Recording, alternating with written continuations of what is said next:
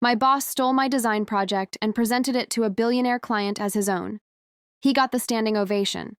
I got asked to fetch coffee, so I went behind his back, pitched the client my real vision, and bought the entire company.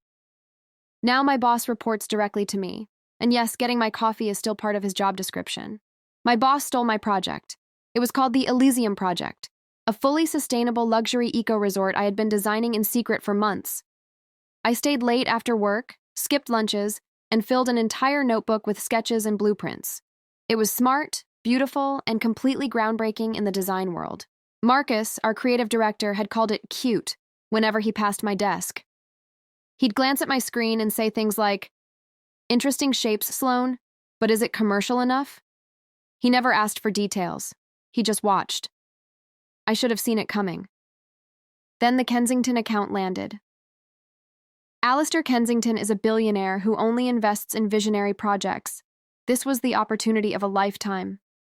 The entire design team was called into the glass conference room. Marcus stood at the front with the projector remote in his hand. "Team," he began. "Kensington wants something revolutionary, something no one has ever seen before."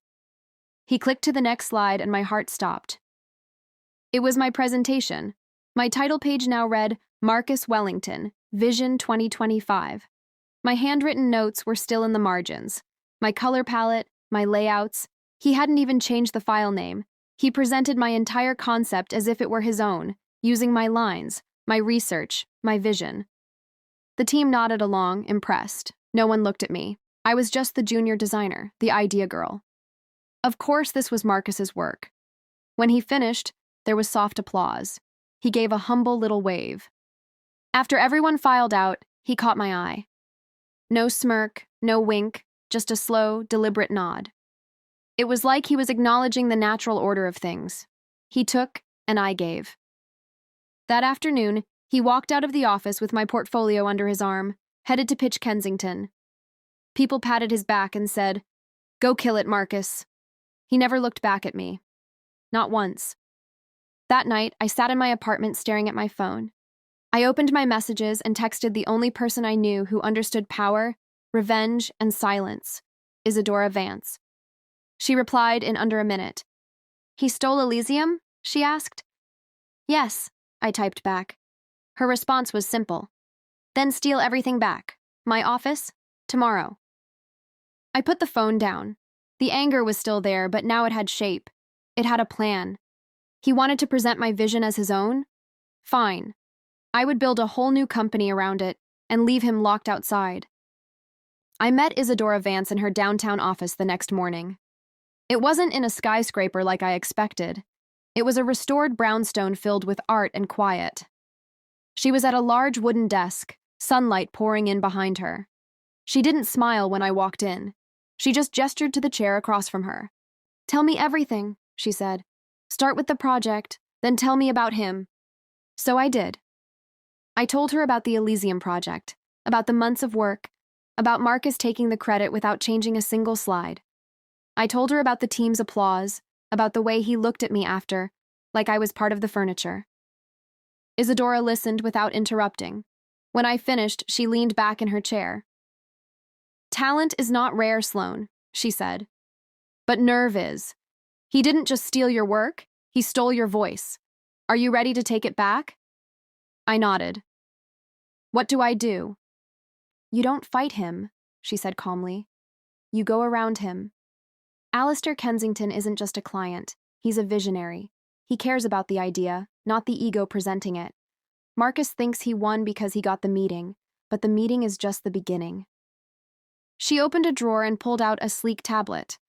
On it was a dossier, financial records, company structure, even Marcus's own career timeline. Lux Vision is vulnerable. Marcus has been bleeding the company with inflated budgets and client kickbacks. The board is restless. They just don't know it yet. She slid the tablet toward me. "Your project is the key, but not the one Marcus presented. The real one, the expanded vision, the one that includes the commercial partnerships, the community integration, the full-scale blueprint. Do you have it?" I felt a rush of adrenaline. "Yes, it's all in my notebook. It's twice the size of what he stole." "Good," Isadora said. Then here's what we do. You request a follow-up meeting with Kensington, not as a LuxVision employee, as the creator of Elysium. You present the full vision, and you do it with the backing of a new entity, one I help you form. I stared at her. You mean start my own firm? I mean acquire the one you're already at, she corrected. We form a holding company. We secure private funding. We make an offer for LuxVision that the board cannot refuse, and you become the creative director, not by asking, by owning. It was insane. It was brilliant. It was the kind of power move I'd never dared to imagine. And Marcus? I asked. Isadora's expression was cool. He becomes a choice. He can leave with his reputation intact, or he can stay under new management. But if he stays, he answers to you. I left her office an hour later with a plan, a packet of legal documents, and a new contact in my phone. A number for Alistair Kensington's private office, provided by Isadora. That afternoon, back at LuxVision, everything looked different. The open plan office felt like a game board. Marcus was in his glass-walled office on the phone laughing. He didn't see me watching him. He didn't see the shift. I went back to my desk and opened my notebook. I began expanding the Elysium project, adding the layers Isadora mentioned, the partnerships with green tech firms, the community co-op models, the full financial projections. It wasn't just a design anymore. It was a blueprint for a movement. At 5 p.m., I sent the meeting request to Kensington's office. The subject line read, Elysium, the full vision. I cited Isadora as a reference. I didn't tell Marcus. I didn't tell anyone. The reply came at 8:42 p.m. It was from Kensington's executive assistant. The message was brief. Mr. Kensington was intrigued by the initial pitch. He is available tomorrow at 11 a.m. Please come alone. I read it 3 times. Then I closed my laptop and sat in the dark of my apartment. Marcus thought he was pitching a project. I was pitching a takeover, and tomorrow the billionaire would decide which one of us he was really betting on. The meeting with Alistair Kensington was held in a private conference room at his family foundation, a sleek, modern space overlooking the river. I arrived 15 minutes early, wearing the only tailored blazer I owned. My portfolio felt heavy under my arm, not just with designs, but with the future I was about to pitch. Kensington walked in exactly at 11. He was older than in his photos, with sharp eyes and a calm, assessing presence. He didn't smile.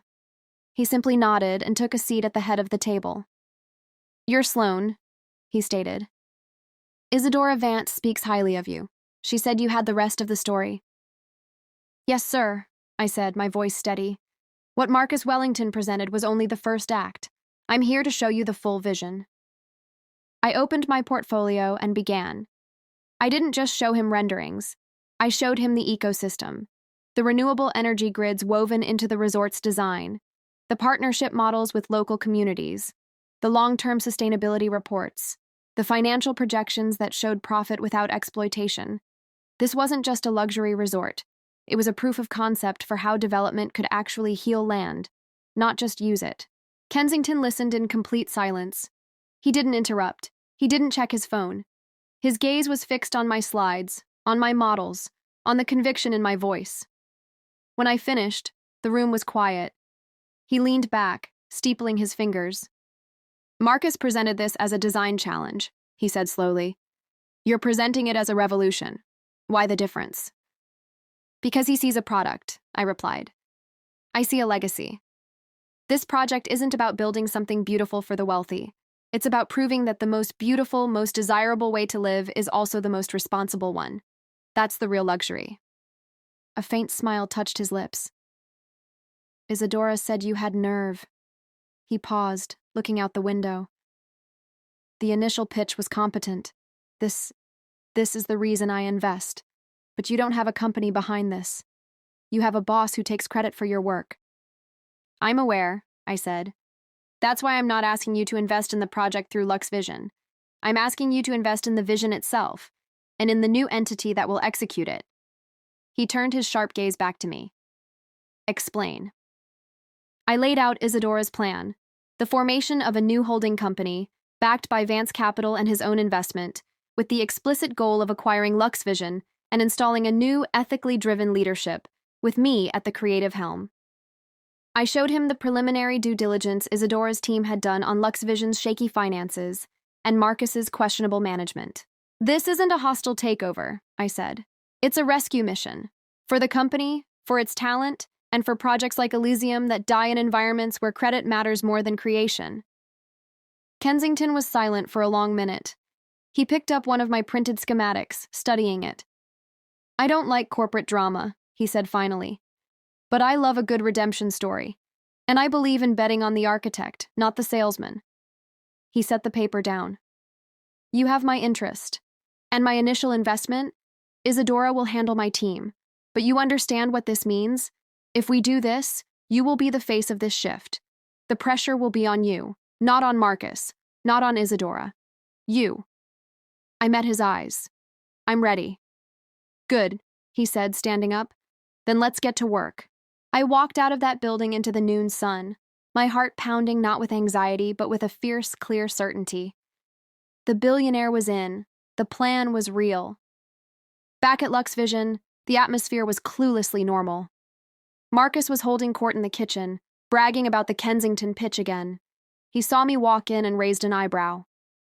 Long lunch, Sloan. We've got deadlines, you know. Just securing our future, Marcus, I said, my tone neutral. I didn't break stride as I walked to my desk. He laughed, a condescending sound meant for the others to hear. That's the spirit. Fetch me a coffee while you're up, will you? Cream, no sugar. A few people chuckled. The old me would have flushed, would have quietly complied. The new me simply looked at him, gave a small nod, and sat down at my computer. I didn't get his coffee. I opened my email and saw the first message from Isadora's legal team, with Kensington's team CC'd. The subject line read, Letter of Intent, Acquisition of LuxVision Design Group. The game had just entered a new phase, and Marcus was still playing the first round, completely unaware that the board had already been flipped. The call from Isadora came on a Tuesday. The board has accepted the offer, she said. The deal closes in 30 days. You're now the majority owner of LuxVision Design. I was at my desk staring at Marcus's glass office. He was laughing on a call, oblivious. When will they tell him? I asked. Tomorrow morning, Isadora replied. Be out of the office. Let the news land without you there. The next day, I told Marcus I had a doctor's appointment. He waved me off, already distracted. Just make sure those material samples are on my desk by 3, he said without looking up. By 10:30, my phone started buzzing with messages from the team group chat. Did you hear? We got bought out. What does this mean? Then Priya, a junior designer, messaged me privately. Sloan, the company's been acquired. New leadership is coming. It's insane. I didn't reply. I got dressed in the sharp black suit Isadora had recommended. I looked like the owner. I felt like the owner. When I walked into the office at noon, the air was thick with panic and gossip. People barely glanced at me.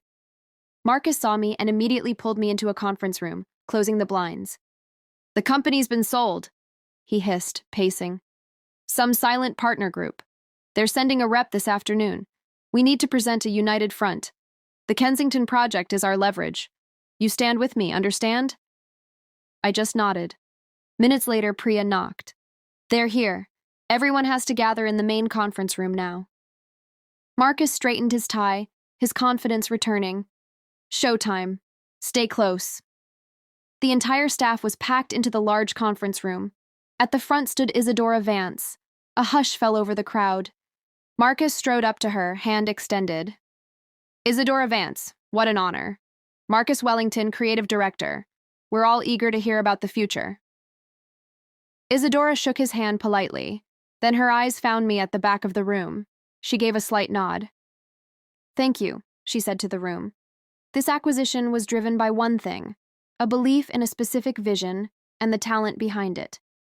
Your new creative director isn't an outsider. She's already here. She is the visionary behind the project that inspired this change. She paused. Marcus stood a little taller, already assuming the praise was for him. Please welcome your new leader, Isadora said, her voice clear. Sloan. The room froze, then erupted into whispers. Every head turned to look at me at the back of the room. I walked forward as the crowd parted.